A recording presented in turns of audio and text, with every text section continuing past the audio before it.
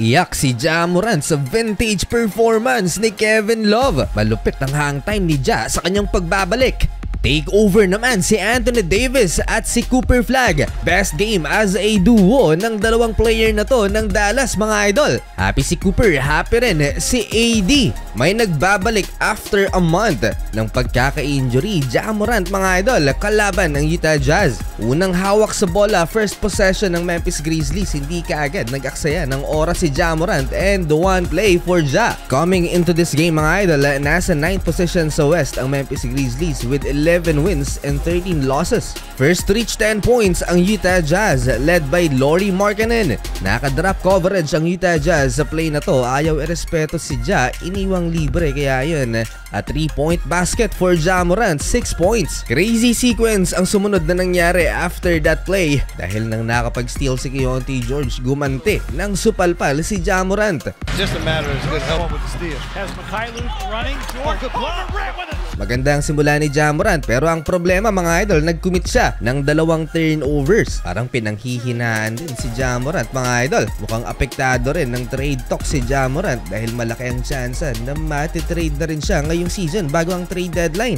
Malaki ang advantage ng Utah Jazz pagdating sa height, mga idol, at dito nila dinumina ang Memphis Grizzlies. Umabot lang naman ng 9 points ang biggest lead ng Utah Jazz sa first quarter. Future Hall of Famer Kevin Love, great cut, mga idol, from Kyle Filipowski assist. Kaya pa rin makipagsabayan ng veteranong si Kevin Love sa mga batang players. Nagtala siya, mga idol, ng 4 points sa first quarter off the bench. 36-31 end of first quarter, Jazz up by 5. Start of second quarter, habang nasa upuan si Ja Morant, Cam Spencer 3-point basket at nasundan pa ng layup ni KCP to tie the game at nakalamang na nga ang Memphis. 5-point lead matapos ang tres na to ni Santi Aldama. 41-36 na pako na ang Utah Jazz. Rookie Ace Bailey 2 points lamang sa opening half. Naka-recover ang Utah Jazz dahil kay Keyonte George na napa-take over dito sa second quarter at tinapos ang first half na may 27 points, 3 rebounds, 4 assists, and 4 3-pointers. Future star ng Utah itong si Keyonte. Well, total team effort ang naging sagot ng Memphis Grizzlies sa player na yan ng Utah Jazz, habang si Ja Morant ay nalat dito sa second quarter. Struggle si Ja sa pag-finish around the rim at marami ang naimintis niyang layup. Nawala ang rhythm ni Ja Morant, mga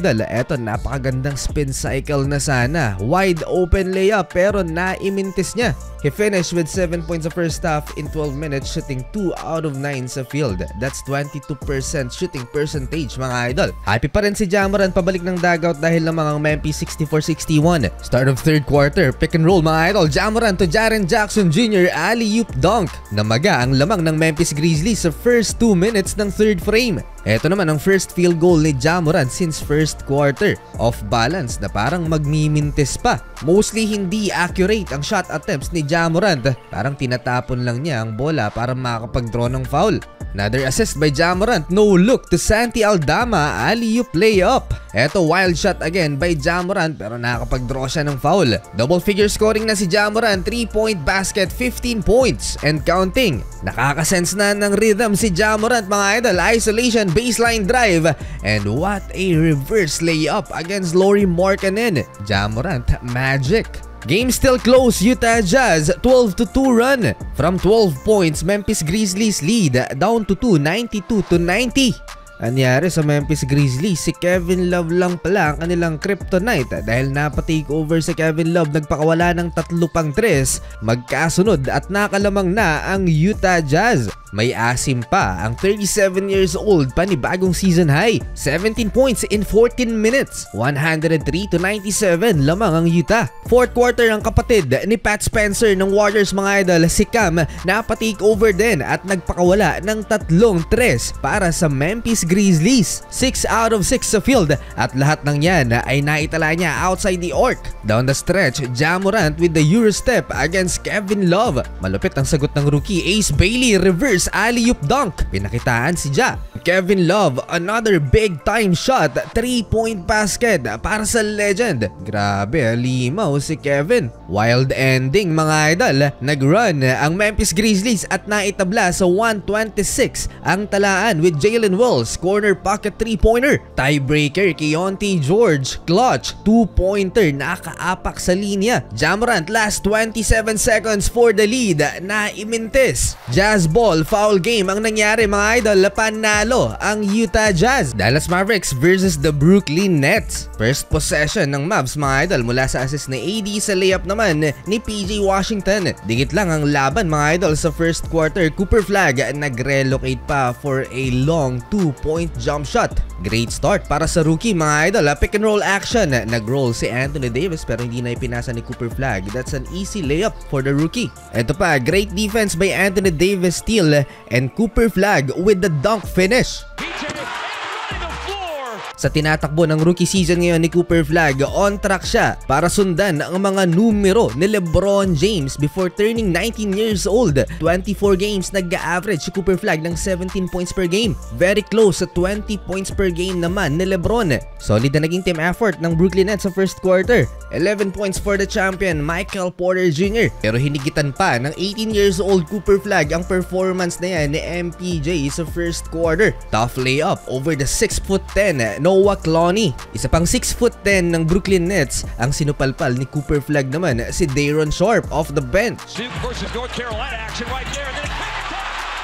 Another one, highly contested shot by Cooper Flag kontra sa dalawang bantay ng Brooklyn Nets. Walang katakot-takot, sumalaksak ang rookie. Total of 12 points ang naitala ni Cooper Flag sa first quarter, shooting 6 out of 8 sa field. 5-point swing for the Brooklyn Nets to end the first quarter, kaya nakuha nila ang kalamangan 33-32. Second quarter, Max Christie, naipasok ang highly contested shot na to at the buzzer. Sagutan lang ng tres mga idol sa second frame, napatake over sa Brooklyn off the bench si Tyrese Martin with 3 3-pointers. Dito pa lang din naitala ni Anthony Davis ang kanyang first field goal of the game. That's a floater for AD. Crazy sequence ang sumunod na pangyayari mga idol. Max Christie with the block and PJ Washington transition dunk. Inbound, nakapag-steal din si PJ Washington at nagresulta naman yan sa tres ni Klay Thompson. 5 points possession game. Ang dahilan kung bakit naging dikit ang laban mga idol sa first half ay dahil lagi namang may sagot ang Brooklyn Nets sa Dallas Mavericks. Nawawala ang traction sa depensa ng home team mga idol. Buti na lang maganda ang naging opensa nila kaya nakalamang pa rin sila sa first half. Cooper Flag and AD connection, give and go mga idol.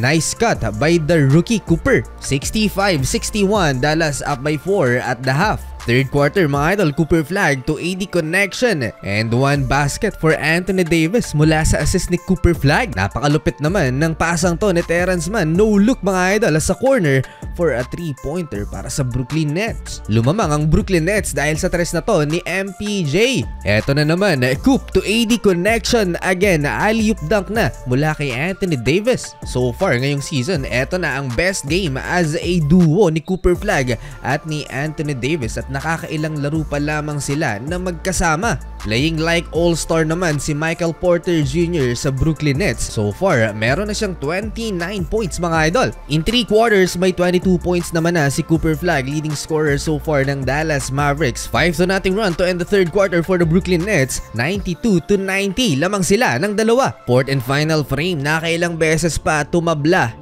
ang talaan bago nakalamang ang Dallas Mavericks ng 5 halfway through the fourth quarter. 106-101. AD alley-oop dunk, 44 points combined si Coop at si Anthony Davis. Last 3 minutes mga idol, lumamang ng 3 ang Dallas Mavericks pero naitabla ulit yan ni Michael Porter Jr. sa 110. May counter kaagad ng 3 si Brandon Williams. Kung kanina sa first half takeover si Cooper Flag, dito naman sa second half si Anthony Davis ang bumuhat sa Dallas Mavericks. Last 60 seconds mga idol, foul game ang nangyari. Lumaki ang lamang ng Dallas Mavericks at hindi na nahabol pa ng Brooklyn Nets. Nakaligtas ang home team, panalo sa kanilang home court.